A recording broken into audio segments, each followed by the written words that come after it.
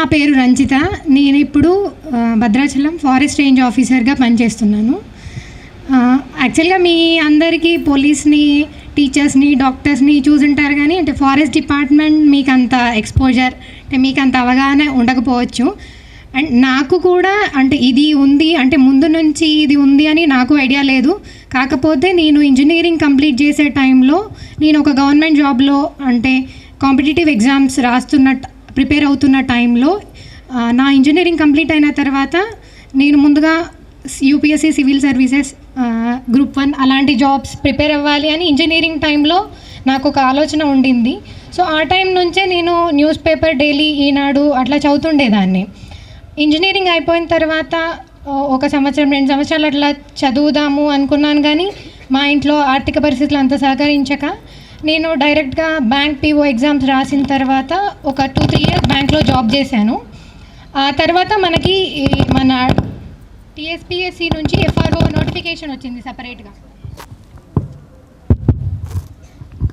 TSPSC నుంచి FRO notification వచ్చింది 2018 టైంలో.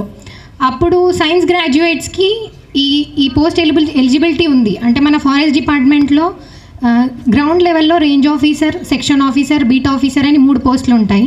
అండ్ రేంజ్ ఆఫీసర్కి పైన assistant conservator of forest, district forest officer, CF circle forest and PCCF అని ఈ ఆర్డర్లో ఉంటాయి ఫారెస్ట్ డిపార్ట్మెంట్లో. వీళ్ళ రోల్ మేజర్గా ఏంటంటే అడవులను రక్షించడం, వన్యప్రాణులను కాపాడడం, ఇంకా చెట్లను ఇంకా పెంపొందించడం, ఇవన్నీ ఫారెస్ట్ డిపార్ట్మెంట్ చేసే రోల్స్. ఇప్పుడు మీరు హరితహారం ప్రోగ్రామ్ కానీ ఇవన్నీ కూడా ఫారెస్ట్ డిపార్ట్మెంట్ ఆధ్వర్యంలో నడుస్తున్నాయి. అవి గ్రౌండ్ లెవెల్లో నడిపించేది ఒక రేంజ్ పరిధిలో నేను ఇక్కడ భద్రాచలం రేంజ్లో నడిపిస్తున్నాను. అయితే ఈ ఎగ్జామ్ ఎట్లా ఉంటుందంటే టీఎస్పీఎస్సీ వాళ్ళు సపరేట్గా కండక్ట్ చేస్తారు. దీనికోసం అనేసి మీకు నేను రాసినప్పుడు 4 పేపర్లు ఉండినాయి.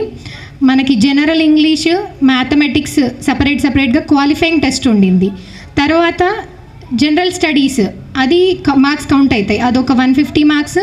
నెక్స్ట్ ఇంకొక పేపర్ వచ్చేసి ఏదైనా ఒక ఆప్షనల్, ఎన్విరాన్మెంటల్ సైన్స్ కానీ, జియాలజీ కానీ, బాటనీ కానీ, మ్యాథ్స్ కానీ ఒక 10 నుంచి 15 ఆప్షన్స్ ఉంటాయి. వాటిలో ఏదో ఒకటి సెలెక్ట్ చేసుకుంటే అది కూడా మల్టిపుల్ చాయిస్ ఎగ్జామే. సో మొత్తం 2 days ఎగ్జామ్ జరిగింది, 4 పేపర్లు ఉండినాయి. సో ఇవన్నీ కూడా మీ ఫస్ట్ 6th to 10th సిలబస్ని కవర్ చేసే విధంగానే ఉంటుంది ఎగ్జామ్. అది కూడా నేను రాసింది. సో నేను చదివింది కూడా సోషల్ స్టడీస్, సైన్స్, మ్యాథ్స్, ఈ 3 పేపర్లనే ప్రిపేర్ అయినాం. సో వాటి విలువ మనము 10th వరకు చదివినప్పుడు మనం ఏదో ఎగ్జామ్స్ రాసేయాలి, మార్క్స్ తెచ్చుకోవాలి అన్నట్టుగానే ఉంటుంది. కాకపోతే మనం ఆ సోషల్ స్టడీస్ని ఇన్ డెప్త్లో అంతగా అర్థం చేసుకొని చదవము. అంటే మన ఫోకస్ ఎప్పుడు కానీ సైన్స్, మ్యాథ్స్ అట్లే ఉంటుంది, కానీ సోషల్ స్టడీస్ని నెగ్లెక్ట్ చేస్తాం. కాకపోతే ఒకసారి కాంపిటేటివ్ ఎగ్జామ్స్లో వచ్చాక ఈ సోషల్ స్టడీస్లో ఉండే హిస్టరీ, పాలిటీ, ఎకానమీ ఇవన్నీ కూడా మీకు మనం 10th వరకు ఏవైతే చదువుతామో వాటినే మళ్ళీ ఇక్కడ చదువుతాం. వాటితో పాటుగా న్యూస్ పేపర్, అంటే సొసైటీలో కరెంట్ ఇష్యూస్ ఇప్పుడు ఏం జరుగుతుంది, ఇవే ఉంటాయి ఎగ్జామ్లో. కాకపోతే మనం ఆ అంటే మనం చదివే టైంలో మనకి అంత అవగాహన లేకగా వాటిని అంతగా చదవం.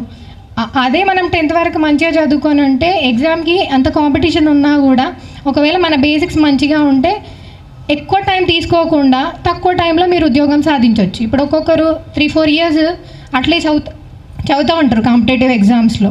అదే మీ బేసిక్స్ కనుక సరిగా ఉంటే ఈ ఎగ్జామ్ని తొందరగా క్లియర్ చేస్తారు. సో ఫస్ట్ రిటర్న్ టెస్ట్ జరిగింది మాకు. రిటర్న్ టెస్ట్లో క్లియర్ అయిన వాళ్ళకి వాకింగ్ టెస్ట్, ఫిజికల్ టెస్ట్. ఎందుకంటే as a part of duty ఫారెస్ట్లో మనం నడవాల్సి ఉంటుంది, కొన్ని కిలోమీటర్స్ నడవాల్సి ఉంటుంది, ఎందుకంటే మనం ఫారెస్ట్ అంతా తిరగాలి కాబట్టి. సో వాకింగ్ టెస్ట్ జరిగింది. వాకింగ్ టెస్ట్ జరిగాక మెడికల్ టెస్ట్ జరిగాయి. ఆ తర్వాత ఇంటర్వ్యూ జరిగింది. ఇంటర్వ్యూ కూడా మనల్ని చాలా బేసిక్ క్వశ్చన్స్ అడుగుతారు. అంటే మీ పర్సనాలిటీని టెస్ట్ చేస్తారు అంతే, అందులో మనల్ని ఇన్డెప్త్గా మీ నాలెడ్జ్ని ఏం టెస్ట్ చేయరు. సో ఏదైనా కూడా ఈ ప్రాసెస్ అంతా మనకి ఒక 6 months పట్టింది మాకు. ఆ తర్వాత ట్రైనింగ్ ఒక 1.5 years జరిగింది. ఆ తర్వాత నేను 2022లో భద్రాచలం పోస్టింగ్ తీసుకున్నాను. సో లాస్ట్ 3 years నుంచి నేను ఇక్కడ రేంజ్ ఆఫీసర్గా పనిచేస్తున్నాను. అండ్ ఈ ఉద్యోగము చాలా మల్టీ టాస్కింగ్, మీకు చాలా ఎక్స్పోజర్ కూడా ఉంటుంది ఇక్కడ. అండ్ మీరు దీన్ని ఇష్టపడతారు కూడా. అంటే మీరు చెట్లను పెంచడం, వన్యప్రాణుల్ని రక్షించడం, అండ్ ఈవెన్ ఎవరైనా చెట్లను కొట్టేసి తీసుకెళ్తూ ఉంటే లా అండ్ ఆర్డర్ కూడా మీ చేతిలో ఉంటుంది.